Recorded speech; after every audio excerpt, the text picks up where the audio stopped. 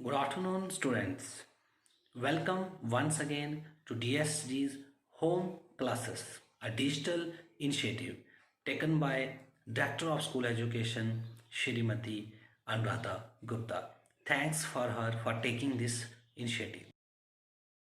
Hello students, my name is Mohinder Goswami, teacher posted at GHS Batot in district Ramban. Welcome once again to all of you in this English class. Students, today we are going to discuss a very beautiful poem with you. Let's start. Dear students, before starting today's topic, observe these pictures carefully and think in your mind what was actually going on. Students, if you observe these pictures carefully, so you will see that some kind of war was going on. All around there was so much destruction and people were crying. Dear students, now observe this picture carefully and think in your mind what were they doing. So if you observe, some of you might say they were planning or they were celebrating after defeating their enemies. But the question arises, who were their enemies? Now, students, observe another picture and think what were they aiming for? To whom they wanted to kill? Why were they doing so? What would be the consequence? Why did people fight with one another?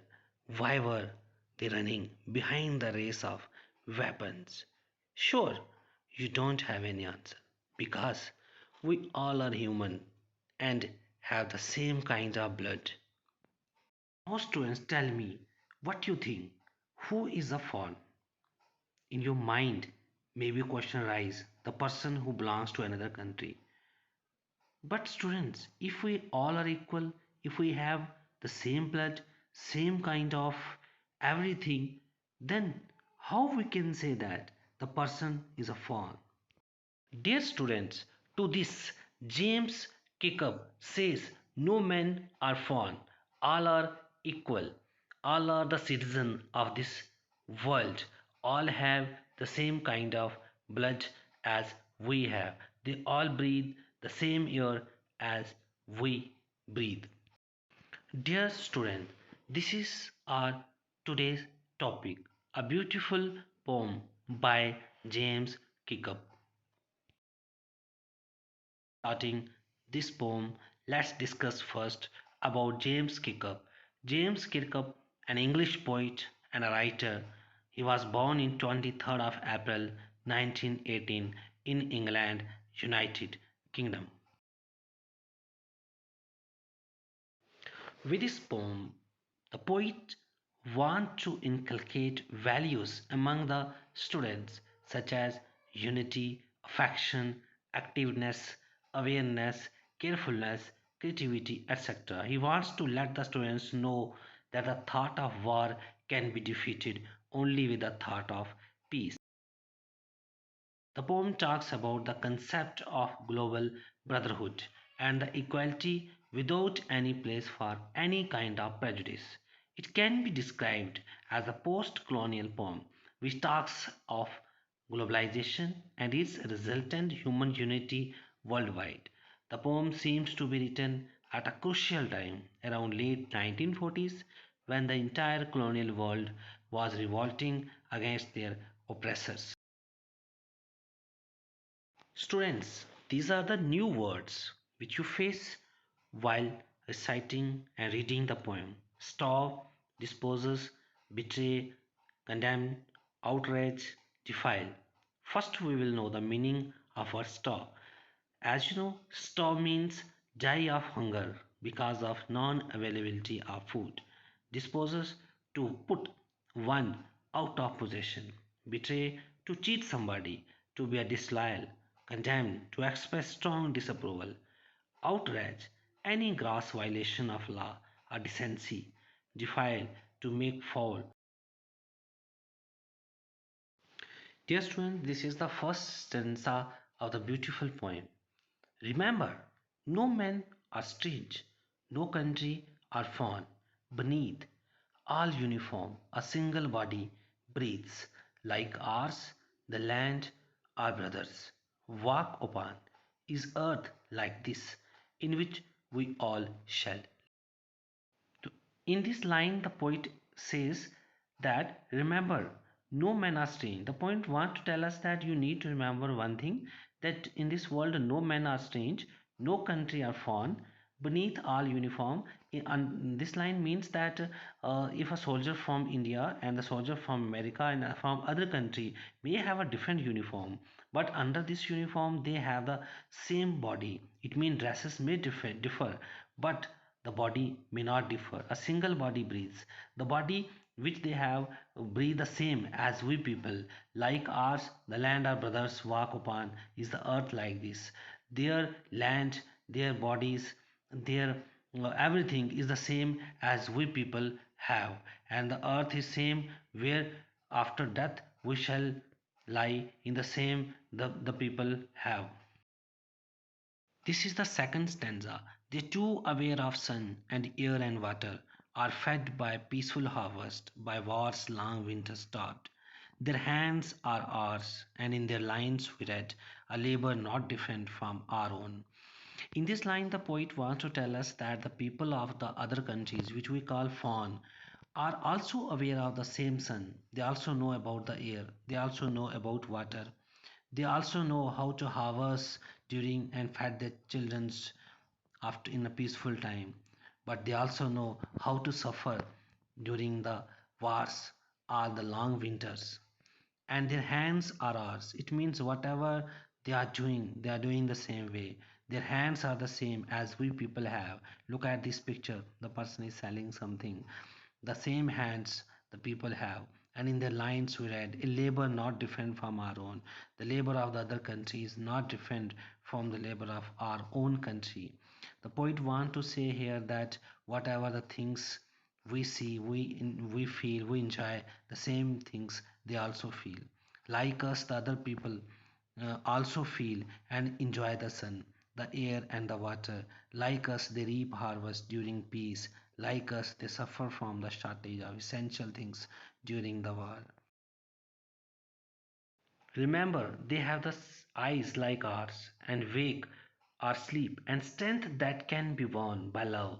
In every land is common life that can recognize and understand. The poet want to say in these lines that the eyes of the people who are living in a foreign, they are the same. The eyes they wake in the same way as we people. They sleep. That means everything the people do are the same. They also share the same kind of feelings, the same hand, same love, everything the same.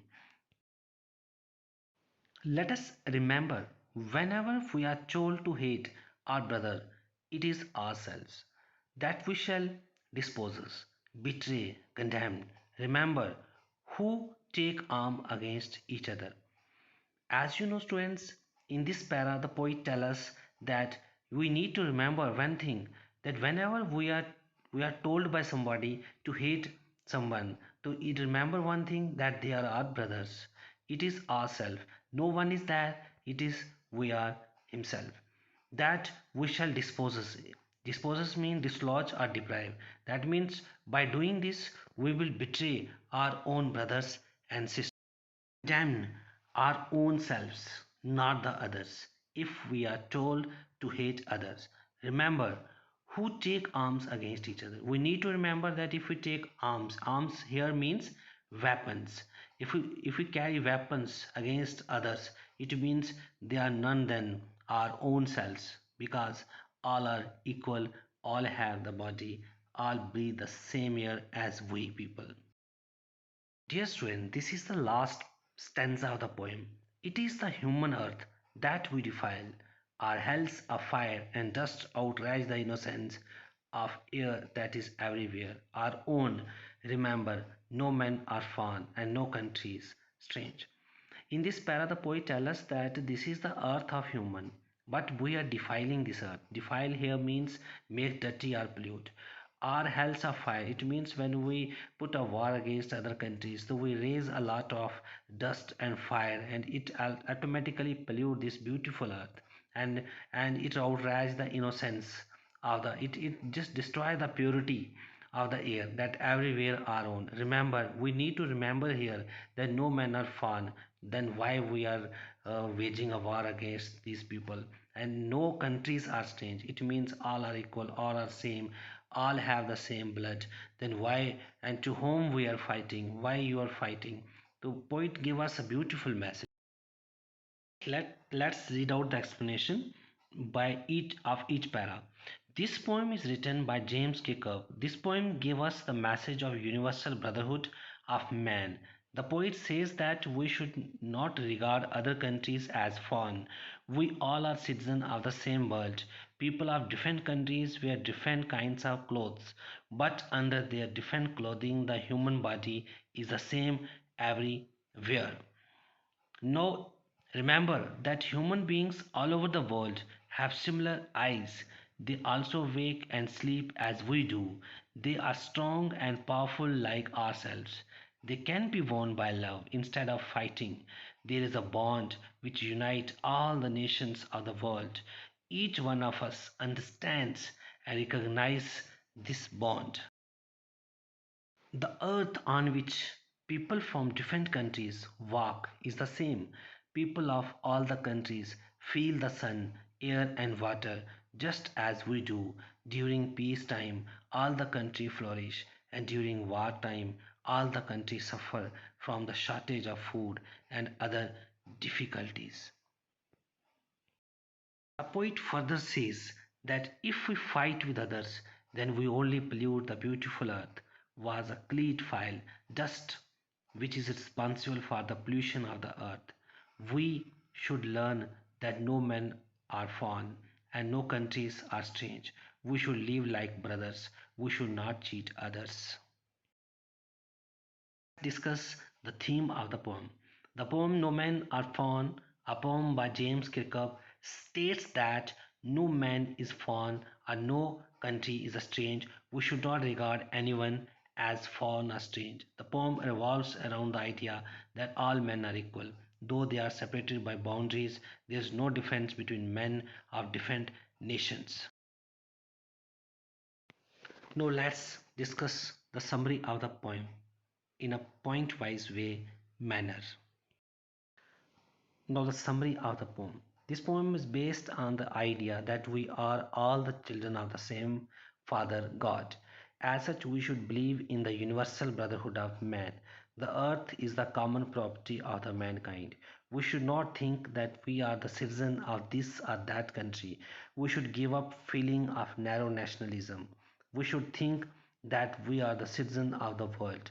In war, all countries suffer, and in peace prosper. Therefore, if countries suffer, in a peace prosper. Therefore, if we hate others, do we deceive ourselves.